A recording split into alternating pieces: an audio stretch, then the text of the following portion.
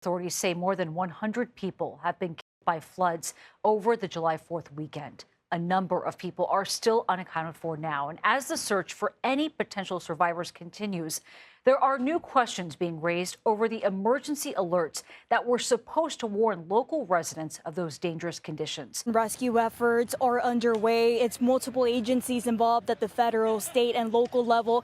They're working around the clock. Time is ticking here. It's very critical. And they're working under the assumption that people are still alive and searching for any potential sign of life. But we are also just receiving confirmation just a few minutes ago that the toll in Texas has yet again risen, and it has now topped 100. Before we talk sports, picks, or betting, I gotta take a moment to address something bigger than all of that. This is the Parlay Prick Show. I'm your host, Money Payweather, and this is one that starts a little different. I want to send out prayers, strength, and love to everyone impacted by the devastating floods in Texas this past week. Entire neighborhoods underwater, thousands displaced, and as of today, the reported death toll has reached over 100, and many are still missing. It's a painful reminder life can change just as fast as those flood waters rose. One moment you're good, the next it's survival mode. If you want to help, here's a few quick ways. You could donate to the American Red Cross, support local shelters and food banks, and share resources on social media. And most importantly, keep those families in your prayers. And to my listeners, love your people while they're here. Tomorrow ain't promised. That call, that hug, don't wait. Let's be grateful today. I'll definitely drop some links below just so, we can all do our part and help those in need. I mean, it's crazy when it hits home, despite everything that's going on in the world. It's a little different when it's right here. And if we have the ability to help, let's all chip in. But let's pivot, because while life throws us curveballs, my bad, I'm all choked up. Sports keeps on spinning though, Let's get into what's popping this week. WNBA is heating up, and Angel Reese is speaking out. After her last game, she was ejected, and she didn't hold back on social media. She tweeted, "I guess I'm too grown. The refs been tripping all season." Now she's calling out inconsistent officiating, saying players like her are being targeted for their energy, style, and confidence. Yeah, I think we fought really hard. It's tough when you talk to officials and I asked them, "Hey, we only shot two free throws. We've only been to the free throw line twice up into the fourth quarter," and she tells me it's not her job.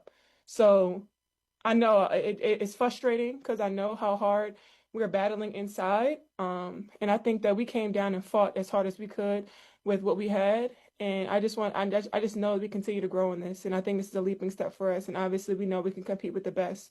But that has to be fixed. And I don't give a damn if I get fined because that's cheap. And I am tired of the because I've been nice and I've been humble with it, but I am tired of the shit. Some fans back her. Others say she needs to play smarter. But let's be real, the league's growing. And with more attention comes more pressure. The refs, they got to evolve with the game too. What do you guys think? Drop your comments below and let me get your take. Now let's shift to Major League Baseball, because we might be seeing the start of a new cheating wave. Rumors are swirling that some 2025 players are under quiet investigation for performance betting. Not team outcomes, but player props on themselves. We saw the Astros sign stealing scandal shake the league. Already covered that. Now imagine players placing bets on their own home run totals, strikeout lines, or even stolen bases.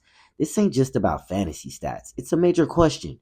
Can sports still be trusted to make a buck when the players might be chasing the payouts themselves? And let's not forget the Malik Beasley buzz. That opened this whole debate.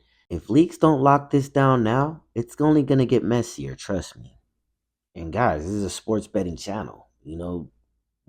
Is it even worth it anymore? Going in, taking the under, taking the over on these players, prop bets, whatever it is, because they're saying that it's not team outcomes, but we know that an individual performance in baseball can affect the whole team outcome. So let's be real. I want to really have this conversation. Let me know how you feel in the comments below. Now let's talk some NFL. We are officially just 60 days away from the kickoff of the 2025 NFL season. But even before the first snap, controversy is already cooking. Players are still calling out the new kickoff rule changes. Rumors are flying around about contract holdouts, especially with wide receivers and running backs. And of course, the league still battling the fallout from recent sports betting suspensions across multiple teams. The heat is building and the pads ain't even on yet. Preseason is almost here and I can't wait. How do you guys feeling? You hyped up? Not worried about it? I know I'm worried about it, man. I'm sick of baseball and I'm ready to bet on something that's very lucrative, which is the NFL season. Let's go. Because look, sports is passion, but it's also business. As this gambling wave gets deeper, we got to protect the integrity of the game or there won't be anything left to bet on. Whether if it's MLB, WNBA, NFL, the fans deserve the truth, and players got to respect that line. Now, as for tonight, I'll be getting my picks over at Donovula Bets. First month is still only $25. Go to the website, wap.com/Donovula Sports and check it out. If you want the sharp plays, that's where they live. And to everyone out there dealing with loss, struggle, or just trying to keep it together, I see you. Prayers up for Texas. Hug your people. And if you're in this betting game, bet responsibly. Don't let it control your life, people. You know, do what you got to do. Work hard. Stick to your goals, stick to your grind. And I'm going to stick to this show, man, because I know I could build this community. I know it could be something that we could all come to and talk about sports gambling. I know there's a lot of us that do it. And, man, wins, losses, like I said, whatever. Want to hear your stories. Sometimes being one away, can be frustrating. It could also be funny sometimes, just the way things pan out in life. You never know. And then there's always that one day when everything just comes together perfectly and that money just hits and the book is paying you out. So that's what I'm here for. That's what I'm sticking to. And this has been episode 19 of the Parlay Prick Show. I'm your host, the Gray Wolf, Money Payweather, and y'all already know the motto. All we need is that one. See you next episode. Stay safe, stay sharp. Follow, like, subscribe, all that. Get with the community. Gone. This is Nevada. We don't buy lotto tickets. We build parlays. Shout out to Victor Stacks Roth and Donovula Bets. Shout out to Rolls Royce. Shout out to Felipe Planksteak, our founder. And shout out to the Parlay Prick community. Thanks for joining us.